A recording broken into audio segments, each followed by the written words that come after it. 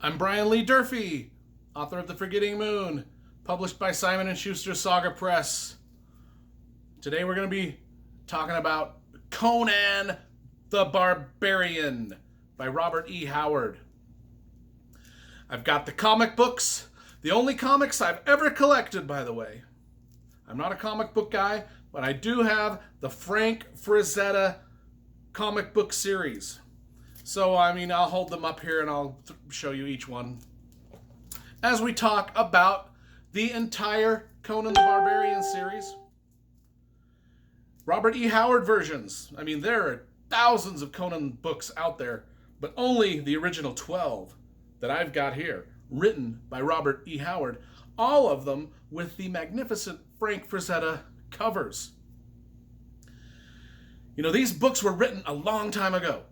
The 1930s, way before Lord of the Rings, way before anybody knew anything about sword and sorcery. They were the original sword and sorcery books. And they were popular back then. Even an inspiration for J.R.R. Tolkien was Conan the Barbarian. Yes, indeed. J.R.R. Tolkien was aware of them, read them, loved them. As did a lot of the writers and people back in the day. Everybody loves Conan. Who doesn't like Conan? Oliver Stone, the great Oscar-winning film director, even wrote the original screenplay for the Conan the Barbarian that Arnold Schwarzenegger starred in. Just a little Conan facts for you. But anyway, I got these. Let's just go through the comic books first. The comic books came way after the novels. But they've got all these great Frazetta covers. And I just love them. Look at each one of these is just a gorgeous, gorgeous painting. And as you see, I keep them in my plastic slipcases to keep them nice. Look how great these are. These are just great. Absolutely great. Look at that. Outstanding artwork. Conan the Barbarian, man. Frank Frazetta. They go hand in hand. They really do. Look at those beautiful. This is actually the cover of the book over there. Beautiful pieces of artwork. Well, anyway, that's enough with the comic books.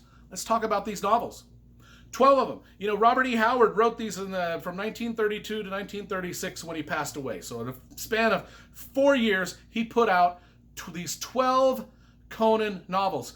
Some of them are novels, some of them are full of novellas, a lot of them are just full of short stories. Like I say, these, my sets are haunted. If you've watched any of my videos, you know that the sets oftentimes just fall down at random times. That's that the production value on these videos just gets better and better with every one I do. Just stuff tumbles down. I won't be, if anything's standing by the end of this video, it's going to be a miracle. Absolute miracle. But let's talk about it. Since it fell, I'm just going to hold it. 12 books. Conan of Cimmeria, Conan the Freebooter, Conan the Wanderer, Conan the Adventurer, Conan the Buccaneer, Conan the Warrior, Conan the Usurper, Conan the Conqueror, Conan the Avenger, Conan of Aquilonia, and Conan of the Isles. Those are the 4 books. I've got them all with the Frank Frazetta covers. They are spectacular. They are Conan the Barbarian. Just picture Arnold Schwarzenegger. That's who we're talking about here. We're talking about a big, muscly dude. Starts out as a 15-year-old kid. He's already an experienced warrior at 15. He's helped fight battles. His dad was a blacksmith in a small village. And he just goes on adventures. He's just a badass guy, and he goes on adventure after adventure after adventure. He meets, monsters. He meets evil wizards, tavern wenches, princesses, thieves, outlaws, pirates. He meets, mercenaries, knights. He starts out as just a gutter thief of his own self and makes it all the way up to a high king. He is just Conan. He is, and if you want to know what kind of world Conan lives in, he is the, well, it's set in the fictional land of Hyborian. In the age after the sinking of Atlantis, the destruction of Atlantis. So it's kind of like Robert E. Howard took Europe, like from Ireland clear down into the Middle East and Africa, just pretty much Eastern, from the Russia and, let's say Iraq, all the way over to Ireland and France and stuff. And he just kind of, that's the land, but it's sort of like a fantasy land version of all those places. And Conan is a Cimmerian. And the Cimmerians were kind of the Celts. They were the Irish guys. They were like the Celts. He was like an Irish barbarian, Cimmerian. Conan of Cimmeria. If you follow the stories, that's sort of the Celtic race of people in this place. And he adventures from down there, and he adventures everywhere. All over. He goes down into the Africa areas of this medieval place. He goes into the Middle Eastern. He goes into the Russian. He goes into the German, the Italian. I mean, he goes everywhere. The Spanish. He adventures through all of these lands and has all of these adventures. And like I said, these books here, all 12 of them, they're full of mostly short stories, some novellas, some full novels. And that was the collection that Robert E. Howard did himself, the original creator of the series. And Conan goes from a 15-year-old kid to, he's a warrior, he becomes a thief, he rises up to the king. His sword is always bloody. He was very chivalrous. Just a very chivalrous barbarian. It's kind of like the James Bond, hey, he made his way with the ladies. He made his way with the ladies like James Bond. But he was very, very chivalrous. He would never fight a woman. But, he was very protective of the women. He treated them well. Treated them like James Bond treats the women. You've seen the movie. Conan the Barbarian, the movie, the first movie, they nailed it. They nailed what Robert E. Howard was going for.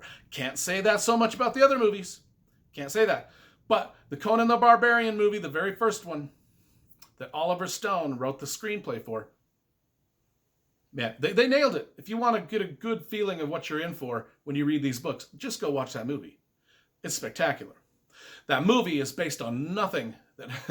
it's based on a lot of the stuff, but it's sort of a story. It wasn't written by Robert E. Howard, obviously. It was penned by Oliver Stone, but it's based off a lot of this stuff that's happened in here.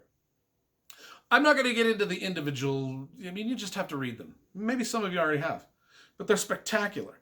Now let me give some writing advice. Let me give you, I think that, let's just get the rating over with. I think all of these combined, they're old-timey. A lot of the plots don't make sense. They're strict men's adventure novels. It's about a dude, and it's 4 dudes. And a lot of goofy stuff, a lot of high adventure, a lot of magic and plot stuff that makes absolute no sense. But that doesn't matter. 1930s, it was the advent of sword and sorcery, the first fantasy stuff ever. This is pretty much it. He was breaking new ground here, folks. He was introducing the world to wizards and knights and sorcery and swords and sorcery and magic and barbarians and sword fights. He was introducing the world to this. Robert E. Howard was putting it out there, introducing the world to it. For what it is, and I'm going to tell you a little bit, we're going to get into some writing advice here in a second off of this. Things to do and not to do.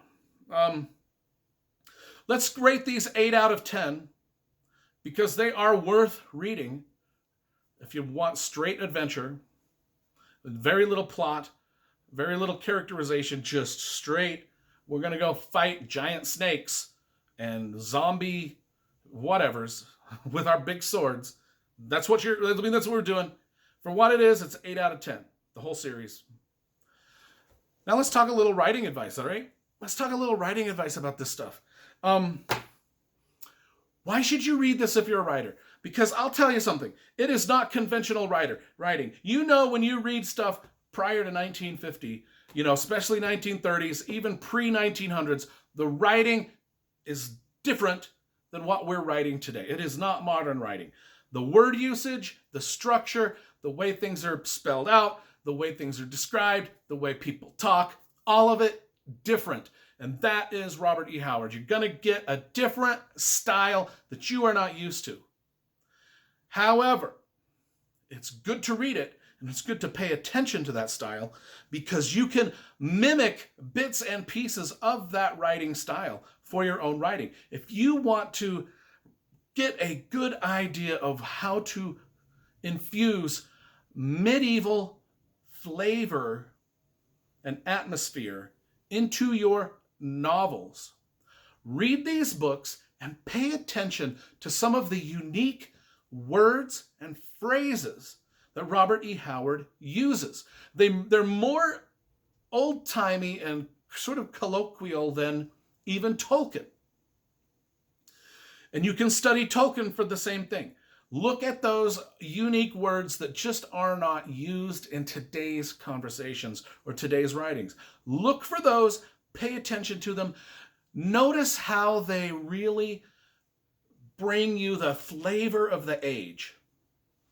And you can take those words and you can infuse them into your own stories. And it adds a depth of history to what you are writing yourself. And those words you've got to discover for yourself. I can't just pull them out of here and tell you that these were the ones that meant something to me. Because you'll notice them when you get to them, and you'll notice the way that the sentences are structured and the way things are phrased, and you will be like, that fits a medieval society. That fits a sword and sorcery tale to the T. Pay attention to that stuff. That's my bit of a writing advice, and I've been rereading really closely lately. I've been rereading The Eye of the World by Robert Jordan, and I know he's done this. I know he's done this because I'm studying that book, and I'm going to be reviewing soon. I'll be reviewing the entire Robert Jordan series. By the way, Robert Jordan got his start. I blew my own mind. Robert Jordan also actually got his start in the fantasy business by writing Conan novels. So this makes sense why I'm starting to notice Conan-isms in Eye of the World. Oh, I just blew my own mind. It just hit me right now. That's the beauty of me doing these videos with no script. I just realized that Robert Jordan cut his teeth on writing half a dozen Conan novels before he started writing Eye of the World. That's why it seems so familiar to me. When I read these and then I read Robert Jordan, it's like a lot of the phrasing and a lot of the turns of phrase and a lot of the way he lines up his words and just the way the words look on the page, very Robert E. Howard-esque. Robert Jordan did it. He had to have. I mean, he did it. It's the evidence is there. He wrote Conan novels. The evidence is there. What I'm talking about is true. It's true. I just proved it. Read these if you want to be a fantasy writer and figure out what words are working for Robert E. Howard and what words are making these books seem so ancient and full of history. Because they're not your common words. They're not your common everyday words. They're not words that you hear very often, if at all. And when you see them, you'll know, and you'll be able to put those in your writing, and your writing will stand out just like Robert Jordan's. Book reviews / writing advice. That's what I'm giving you. And I'm spot on with this. I'm spot on with this one here. Do it. Get these Robert E. Howard Conan novels and study them. And when I do my Robert Jordan reviews, I'm going to be talking a lot of writing advice in those too. Now we're talking, Robert E. Howard, Robert Jordan. Robert Jordan's real name isn't Robert Jordan. It was something else. I'm wondering now if he chose Robert Jordan in honor of Robert E. Howard. I think maybe so. Again, just came to me. So, everybody, let's go out and get these books. Hey, get them, Conan the Barbarian. Barbarian.